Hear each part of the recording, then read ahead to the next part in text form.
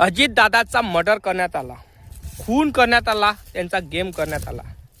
कोण केला काय मालूम नाही, पण ज्यानं केला असन त्याला भरपूर फायदा झाला. त्याले असं वाटू राहिलं की आता मी सुटलो.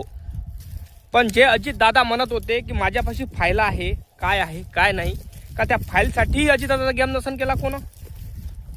बरोबर नाही का? दाल में कुछ काला आहे. कारण ह्या विमानात 2 पायलट बदलली. विमान जे पाहिजे होते ते होतं नाही, बोकस कंपनीचं विमान होतं. आणि विमानाचा मालक म्हणतो विमान चांगलं होतं, रनवे चांगला होता, सगळ्या गोष्टी चांगल्या होत्या. मग विमान कसं फुटलं? म्हणजे याची प्लॅनिंग रचली होती काय किती दिवसापासून? असं असू शकते. मला तर असं वाटतं याची प्लॅनिंग 2 महिन्यापासून चालू असेल. कारण विमानाच्या मालकानं 2 महिन्याच्या अगोदर इन्शुरन्स केलं, म्हणजे त्याच विमानाचं केलं आणि त्याच विमानात अजितदादाला बसवलं. काहीतरी घोळ आहे, काहीतरी याचा घात झालेला आहे. आणि न्यूजवाले म्हणा, काही लोक याला अपघात म्हणत आहे, पण त्याला माहीत आहे महाराष्ट्रातली जनता गरजून उठून राहिली आणि म्हणून राहिली की अजितांचा गेम करण्यात आला, अजितांचा घात झाला, अपघात नाही. पण न्यूजवाल्यांच्या तोंडी ऐकलं का तुम्ही?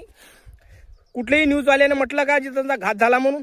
सगळे म्हणून राहिले अपघात झाला. कारण सगळे न्यूजवाले विकल्या गेलेले आहे भाऊ, खरं सांगत नाही. फक्त हा युवराज डोंगरे तुम्हाला खरं सांगतो, तर त्याच्यासाठी एक लाईक आणि चॅनलला सबस्क्राईब झालंच पाहिजे.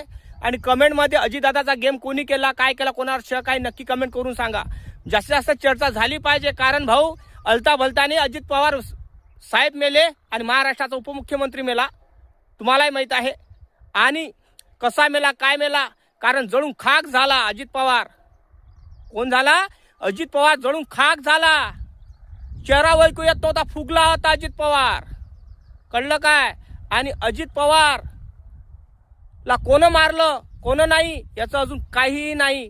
आता तुम्ही म्हणत असाल अजित पवार का म्हणता, अजित दादा का म्हणत नाही? दादा, अजित पवार एक ब्रँड आहे आणि असा ब्रँड जन्माला कधी येत नाही. कारण अजित दादा हे भाऊ होते आमच्या मोठे, आणि त्या दादाला माझा सुखशूल आहे. मी त्यांना नम्र विवादन करतो. आणि ज्याने कोण हे कांड केलं असेल त्याला सजा मिळाली पाहिजे, पण त्याला सजा मिळणार नाही दादा. कारण याच्यामध्ये मोठे मोठे लोक असन, मंत्री संत्री असन अजितदादाच्या कांड करण्याच्या मागं, बरोबर नाही काय? आणि याच्या मागं मोठे मोठे संत्री असन म्हणून एवढा वेळ लागून राहिला. नाही तर एखादा राहिला साधा म्हणतो झालं असतं, म्हटलं दाखवलं असतं सगळ्या गोष्टी. CCTV कॅमेरे म्हटलं डिलीट मारले आणि सगळ्या गोष्टी डिलीट मारल्या. काही समजून राहिलं नाही. नक्की कमेंट करू सांगा अजितदादा घात कोणी केला का अजितदादा जिवंत आहे?